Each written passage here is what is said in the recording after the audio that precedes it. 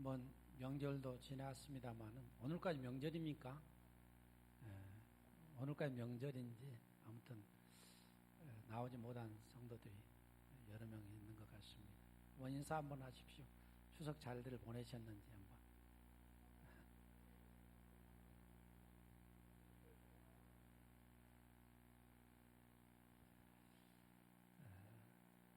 소설 중에 이녹 아든이라는 작품이 있습니다. 내용은 이렇습니다. 영국의 어느 작은 마을에 이녹, 애니 그리고 필립이라는 세 친구가 어려서부터 소꿉친구로 자라게 됩니다. 그들이 성장했습니다. 이녹과 필립은 똑같이 애니를 좋아합니다. 내성적인 필립보다는 적극적인 이녹이 바로 애니와 결혼하게 됩니다. 행복한 7년의 결혼 생활 동안 이녹과 애니는 딸과 아들을 낳았습니다. 가난하게 자랐지만은 이녹은 자식들에게만은 가난을 대물림해서는 안 된다고 생각해서 돈을 벌기 위해서 배를 타고 중국으로 떠나게 됩니다. 그로부터 10년이라는 세월이 흘렀습니다.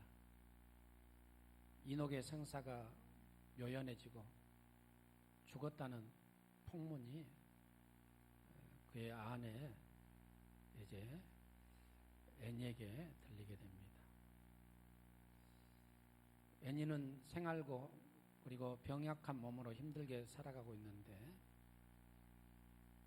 필립이 청혼을 합니다.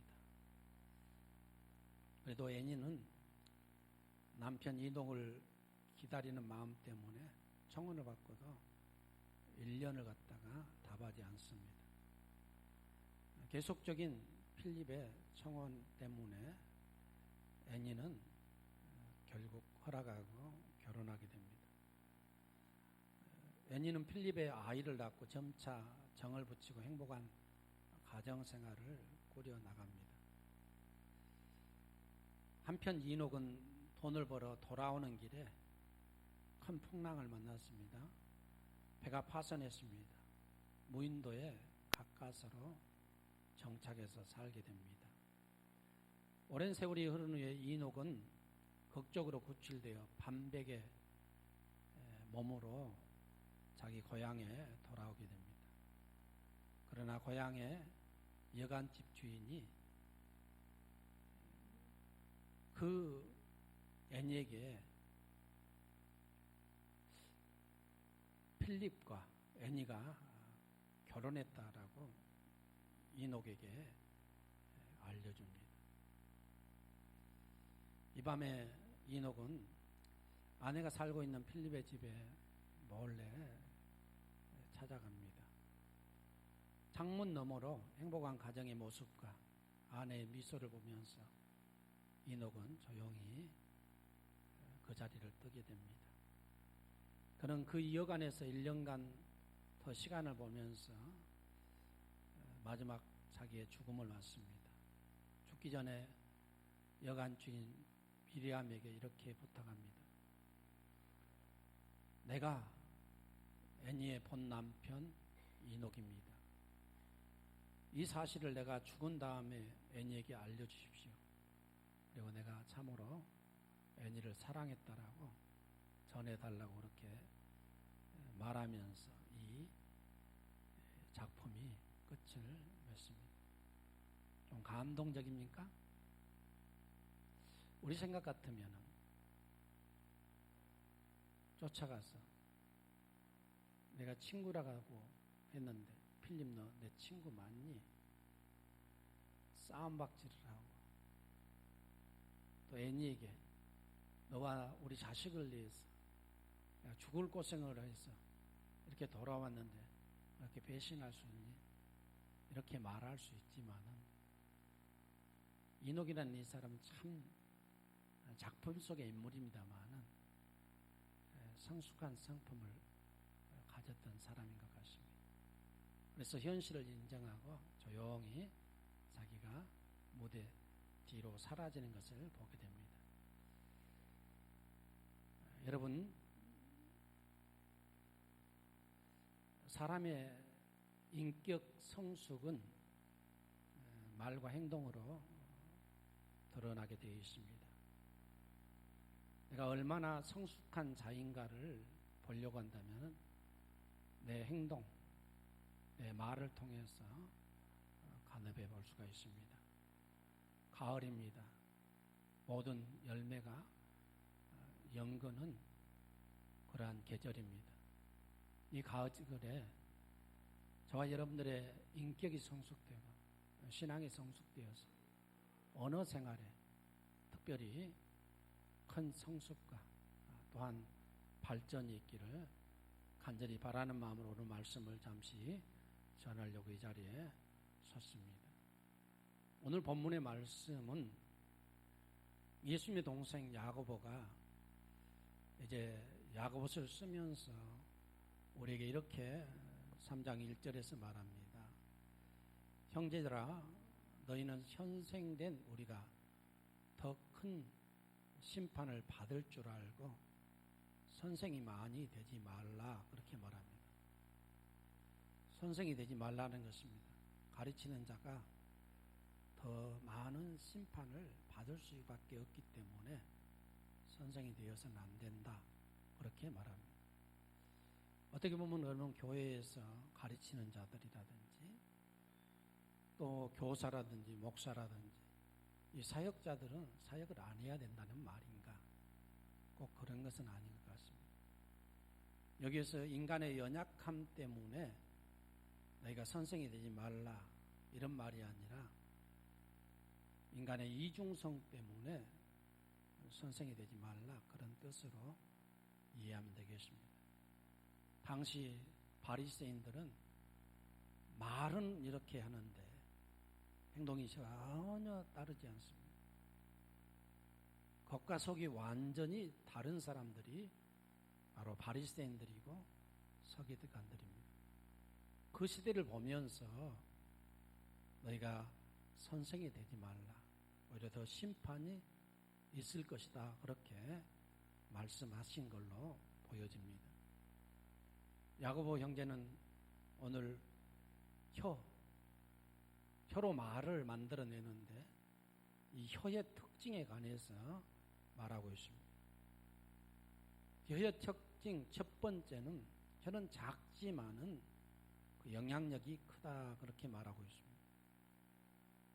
그래서 그 영향력이 얼마나 큰가? 사공이 풍랑 속에서도 키 하나를 가지고 배를 마음대로 움직일 수 있듯이, 또한 이 불씨, 이 조그만 불씨 하나가 수많은 나무들을 태우듯이 혀가 이와 같은 것이다. 그래서 영향력이 굉장한 것이 혀다라고 말하고 있습니다. 또한 이 혀는 우리에게 꼭 필요하지만은 굉장히 위험성이 있다, 그렇게 말합니다. 야고보는 혀는 곧 불이다, 불의 세계다, 그렇게 말하고 있습니다. 그리고 이 혀가 자기 자신을 더럽게 한다. 그리고 수레바퀴처럼 굴렁쇠처럼 다른 사람에게도 다 불을 붙이고 자기 자신도 태워버리는 것이 바로 혀다라고 말합니다. 여러분, 혀가 꼭 필요하지만은 굉장히 위험한 것이 혀다, 그렇게 말하고 있습니다. 우리 사회를 보십시오. 이 말, 가짜, 포장된 것들 얼마나 많이 뉴스에, 우리 유튜브에 떠다닙니까? 수레바퀴를 보게 되면은, 여러분, 수레바퀴라는 것을 굴렁쇠로 한번 생각을 해보십시오. 굴렁쇠에 불을 붙여서 그걸 굴리면은 어떻습니까? 굴러가면서 조금 더 불을 붙입니다. 그리고 나중에 곤란성 자체도 불에 다 타버립니다. 우리의 말이 다른 사람에게 불을 붙여서 다른 사람도 불지르고 나중에 내 자신을 더럽게 할 뿐만 아니라 내 자신도 불태우는 것이 혀다. 그렇게 야고보 형제는 또 말을 하고 있습니다. 또한 혀는 굉장히 길들이기 힘들다 그렇게 말합니다. 쉬지 아니하는 악이요 죽이는 독이 가득한 것이다 그렇게 말하고 있습니다.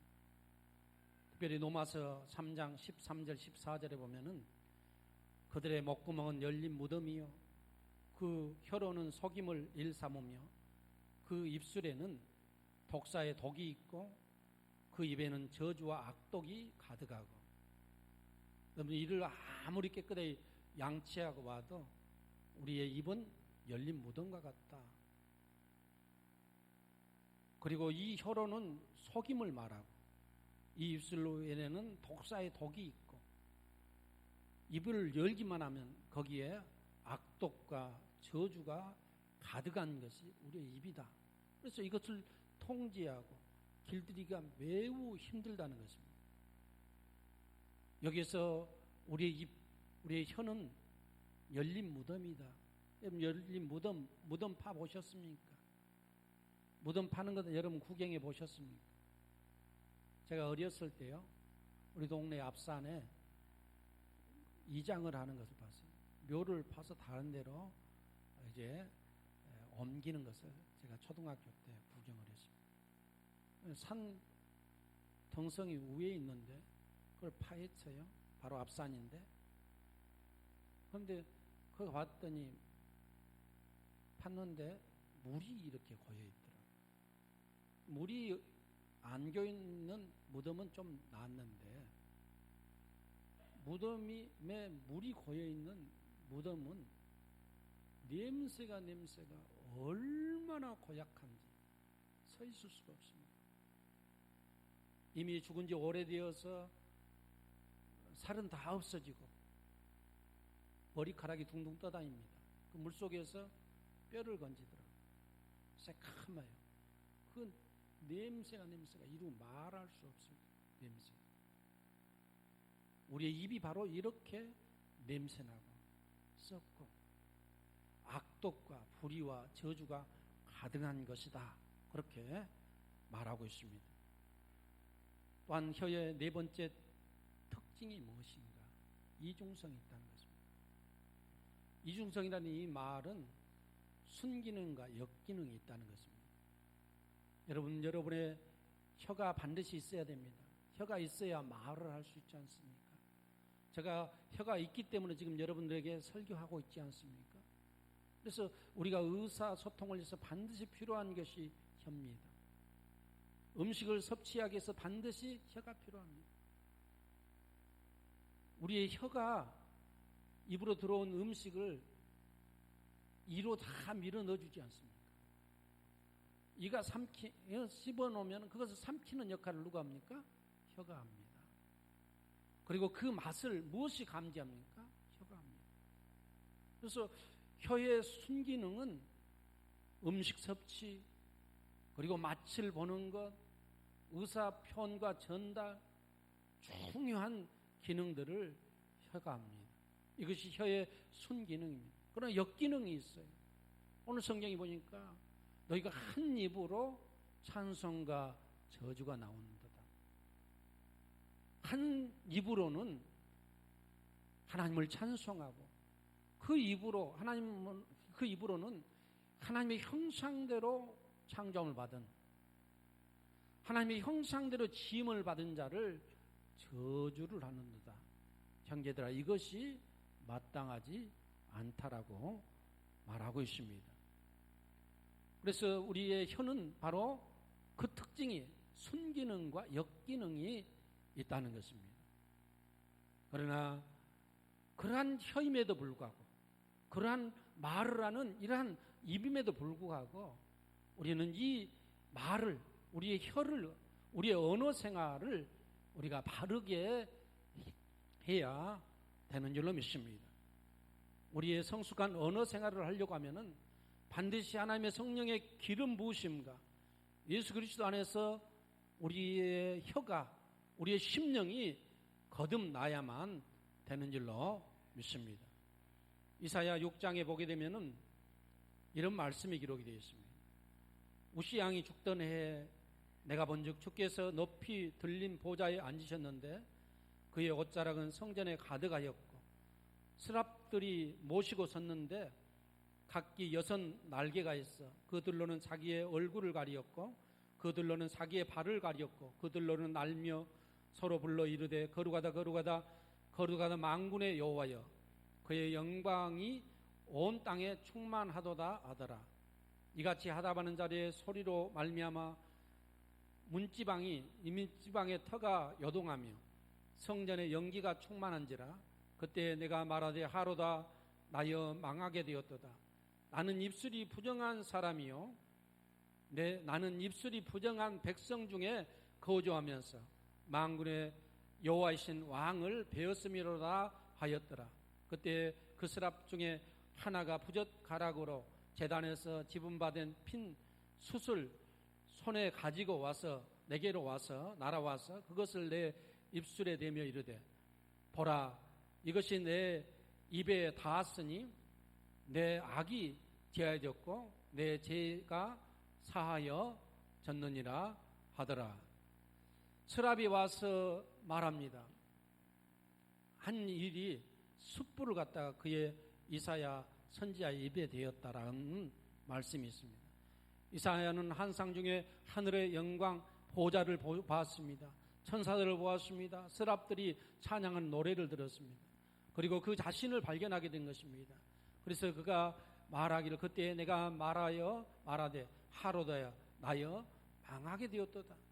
나는 입술이 부정한 사람이라는, 내 입술이 부정한 사람이야. 입으로 죄를 많이 지은 사람이라는 것입니다. 나는 입술이 부정한 백성 중에 또 거했다. 나와 같은 모든 백성 중에 내가 거하면서 살았다. 그렇게 말합니다. 그리고 만군의 여호와신 왕을 내가 이 죄 가운데 있으면서 내가 배웠다라고 말할 때 스랍 중에 하나가 부젓가락으로 제단에서 그 숯을 가져다가 그의 입술에 대어주면서 내가 깨끗해졌다. 내 죄가 사하였다라고 말합니다. 이것을 갖다 신학적으로 말한다면은 예수의 피로 그가 깨끗하게 되었다. 할렐루야. 그가 온전히 거룩하게 되었다. 제 씻음이 되었다는 말씀입니다. 고린도후서 5장 17절 보면 그런즉 누구든지 그리스도 안에 있으면 새로운 피조물이라 이전 것은 지나갔으니 보라 새 것이 되었도다. 우리가 이전까지 예수 알기 전에는 우리의 입술이 부정한 입술이고 죄악 중에 거하는 입술이고 우리의 입은 열린 무덤과 같지만은 예수를 믿고 그리스도를 나의 구주로 믿고 성령이 내 안에 계시면은 내가 새로운 피조물이 되고 내 죄가 사여진 줄로 믿습니다. 그래서 성숙한 언어 생활을 하려면 반드시 성령이 내 안에 와 계셔야 되고 또한 내가 그리스도 예수 안에서 나의 구주로 고백하고 거듭남의 역사가 있어야 되는 줄로 믿습니다. 또한 우리는 이 혀를 길들일 수 있어야 됩니다. 혀가 길들일 수 없다고 할지라도 내가 변화되고 내가 예수를 믿고 변화되고 새로운 피조물이 되면 내가 이 혀를 이제 길들이는 삶을 살아야 되는 것입니다. 오늘 우리 성경 읽어보면 말에게 굴레를 씌운다. 그리고 재갈을 물린다. 왜? 그것을 사람의 마음대로 사용하기 위해서 그렇다는 것입니다. 여기서 굴레를 씌운다, 재갈을 물리라 이 말은 우리에게도 적용해 볼 수가 있습니다.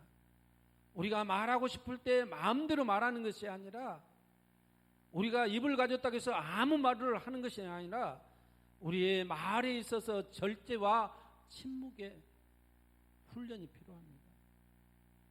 여러분, 내가 변화되었고 내가 하나님의 자녀가 되었고 내가 거룩한 입술이 되었으면 그 입술을 가지고 날마다 훈련하는 경건의 그러한 훈련을 하되 특별히 언어 생활에 있어서 침묵과 절제의 삶을 살아야 경건하고 성숙한 언어 생활을 하게 될 줄로 믿습니다. 이것을 우리가 못하면 안 돼. 오늘 또 여러분 설교를 듣고 가다가 에이 오늘 은혜도 못 받았어. 그래서 속으로 그렇게 생각하고 가다가 목사님 오늘 설교 참 은혜가 안 됩니다. 이렇게 하면 되겠냐고. 좀 절제하고 침묵하고. 할렐루야. 그래서 우리가 이 정상적인 그리스도인으로서 성숙한 그런 언어 생활을 위해서는 반드시 경건의 훈련, 특별히 말의 훈련이 필요한데 이 절제와 침묵이 필요한 거예요. 또한 우리는 어떤 훈련을 해야 될 것인가? 우리의 혀를 어떻게 길들여야 될 것인가? 우리가 말하지 않으려 할 수는 없습니다. 그러나 말을 해야 될 때 주의할 점들이 있어요. 그 주의할 점 첫 번째가 무엇인가? 사실인가? 이 말이 사실인가? 거짓인가? 사실인가를 확인해야 돼요. 요즘 많은 뉴스들이 쏟아집니다. 그래서 그 뉴스가 진짜 사실인가 팩트를 체크한다고 그렇게 하잖아요. 도르스 이 사실인가를 우리가 이 말에 대한 진위 여부를 생각해야 됩니다. 또한 우리가 말을 할 때 말하기 전에 말하는 동기, 모티브가 무엇인가를 생각해야 돼요. 언중유골이라는 말이 있습니다. 내가 이 말을 할 때 똑같은 사실이라 할지라도 그 사실적인 말을 한다 할지라도 내가 이 말하는 저 사람을 죽이려고 하는가 살리려고 하는가 내 이득을 취하려고 하는 것인가 우리가 이것을 많이 생각을 해야 된다는 것입니다. 그래서 말의 동기가 매우 중요합니다. 그리고 말하는 시기, 타이밍이죠. 지금 이 말을 꼭 지금 해야 되는가? 지금 이 말을 저 사람에게 꼭 해야 되는가? 이 타이밍이 중요한 것입니다. 지금 꼭 해야 될 말 같으면 해야 됩니다. 그러나 지금 저 사람에게 이 말을 아무리 해도 받아들이지 않을 것 같으면 다음 기회에 하는 것이 좋습니다. 그래서 말로 인해서 분란이 안 생기는 것입니다. 여러분 말에 영향력이 있지 않습니까? 교회가 지금 평안합니다. 그러나 어떤 사람이 말을 갖다가 불씨를 하나 딱 던지게 되면은 어쩌면 우리 교회 전체적으로 불이 활활 터져서 이 교회가 굉장히 불평, 불만, 이 갈등 심하게 될 것입니다. 우리나라를 보세요. 지금 뉴스들이 막 쏟아져 나오는데 이것이 사실인지 아닌지 잘 모르겠어요.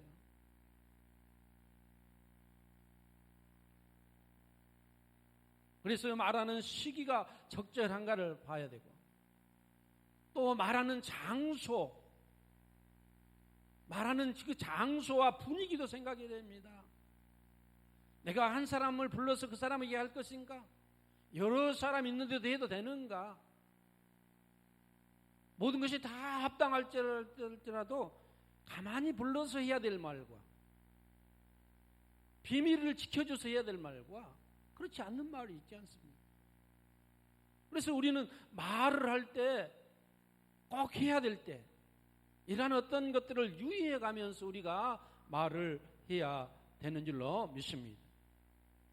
또한 우리는 말을 할 때 조심해야 될 것이 있는데 남의 말을 하는 사람들을 멀리 해야 됩니다. 남의 말을 하기를 좋아하는 사람을 친구로 두어서는 안 돼요. 할 수만 있으면 회피해야 됩니다. 시편 109편 17절 18절에 보면 그가 저주하기를 좋아하더니 그것이 자기에게 임하고 축복하기를 기뻐하지 아니하더니 복이 그에게서 멀리 떠났으며 또 저주하기를 옷 입듯 하더니 저주가 물같이 그의 몸속으로 들어가며 기름같이 그의 뼛속으로 들어갔나이다 그렇게 말하고 있어요. 그가 저주하기를 좋아하더니 그 저주가 자기에게 임했다. 축복하기를 기뻐하지 않느냐더니 그에게서 축복이 물러갔다는 것입니다. 그리고 그 축복 대신 저주가 그의 옷으로 그의 뼈까지 스며들었다라고 오늘 성경은 말하고 있습니다. 이런 사람하고 같이 하게 되면은 나도 그 범죄에 들어가는 것입니다. 같이 복을 받을 수 없고 은혜를 받을 수 없고 저주가 내게 임하고 그 복이 떠나게 된다는 것입니다. 그래서 그들과 함께 하는 것을 우리가 삼가해야 되는 것입니다. 더 나아가서 우리는 남의 말을 할 때 그 말 가지고 너무 상처받아서도 안 돼요. 성도들 얘기하다 보면 대부분 교회를 안 나오면은 안 나는 이유가 무엇입니까? 누구에게 상처받았다는 것입니다. 근데 그 사람이 실컷 칭찬을 9개를 해주고 1개를 갖다가 이것은 좀 고쳤으면 좋겠다. 근데 9개는 온데간데 없고 이것만 남아있어. 이런 사람하고 상대하기 힘듭니다. 아주 성숙하지 못한 사람이에요. 여러분, 누가 여러분에게 뭔가 충고를 하고 뭐가 고언을 하게 되면 그것을 나를 위한 것으로 생각하고 받아들이고 또 여러분에게 기분 나쁜 말이 있다 할지라도 너무 거기에 집착하지 말기를 바랍니다. 내가 그럴 수 있어. 이전에 좋아했던 거, 이전에 자기에게 잘해줬던 거 다 잊어버리고 내가 나를 그렇게 생각하고 그렇게 말할 수 있어. 그거에 집착해요. 그러면 관계가 깨집니다. 더 지속될 수가 없어요.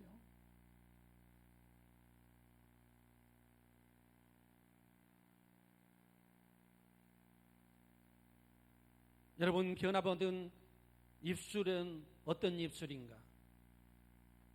예수의 피로 우리가 거룩해지고 하나님의 성령으로 우리가 새로운 피조물이 되게 된 이 입술은 바로 하나님 앞에 영광을 돌리는 입술로 변화되게 된 줄로 믿습니다.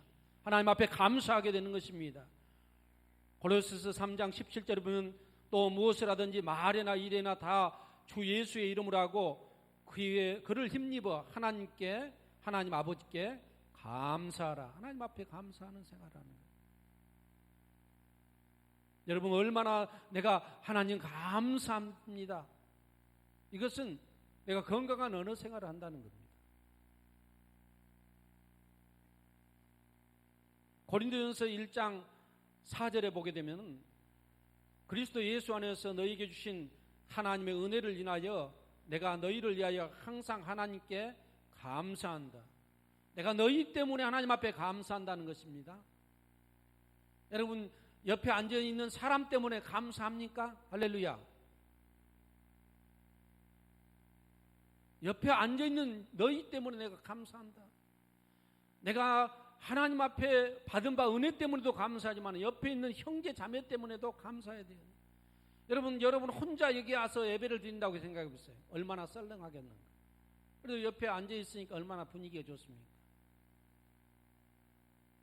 그래서 우리가 감사의 거리를 찾게 되면 우리가 옆에 있는 사람들을 통해서도 얼마든지 감사할 수가 있습니다.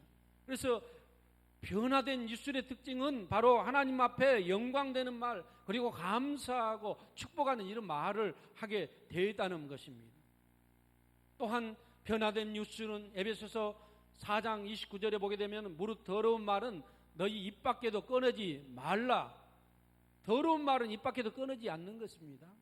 그리고 어떤 말을 해야 되는가? 오직 덕을 세우는 데 소용되는 대로 선한 말을 하여 은혜를 끼치게 하고 덕을 세우라는 것입니다. 내가 이 하는 말이 덕을 세울 것인가? 은혜를 끼칠 수 있는 말인가? 우리가 변화되고 하나님의 은혜로 구원받은 사람이면 이렇게 좀 성숙하고 뭔가 좀 달라지는 그러한 입술의 열매가 있어야 될 줄로 믿습니다. 또한 변화된 우리의 입술 언어는 어떤 언어여야 되는가? 그리스도 예수를 나의 구주로 고백하고 전하는 입술이 되어야 됩니다. 우리가 잘 아는 도마, 의심이 많았습니다. 불신앙자입니다.